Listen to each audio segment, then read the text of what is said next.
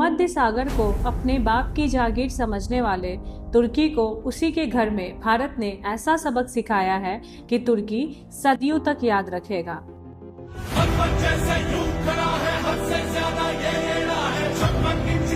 भारत ने तुर्की को समझा दिया है कि यह किसी के बाप दादा की जागीर नहीं है, बल्कि इंटरनेशनल वाटरवे है।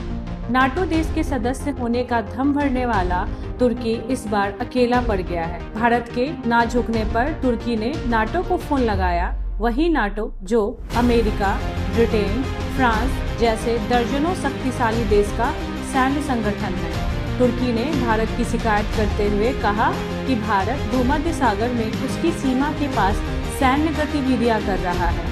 उसने नाटो से मदद मांगी कि भारत पर सैन्य कार्रवाई कीजिए, लेकिन असली ड्रामा तो तब शुरू हुआ जब नाटो ने तुर्की का साथ देने से इनकार कर दिया।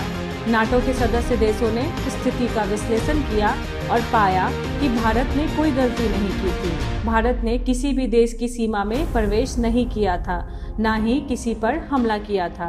भारत बस अपनी उसी इंटरनेशनल व्यापारिक रास्ते से गुजर रहा था जिससे हर देश गुजरता है। नाटो ने उल्टा तुर्की से पूछ लिया, क्या तुम्हारे पास कोई सबूत है कि भारत ने हमला किया? तुर्की को इस बात का अंदाजा नहीं था कि नाटो के देश ही उससे यह पूछ लेंगे।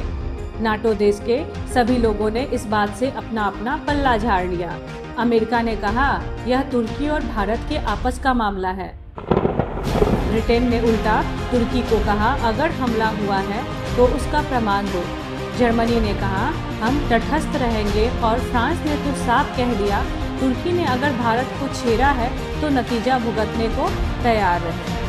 इस बीच भारत के पक्ष में रूस और इजराइल खुलकर सामने आ गया है।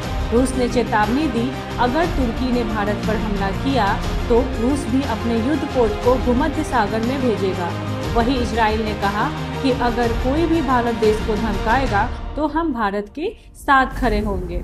सऊदी अरब, ईरान और इराक ने बयान जारी किया कि हमारा इस संघर्ष से कोई लेना देना नहीं है। यह बयान तुर्की के लिए किसी चाटे से कम नहीं था।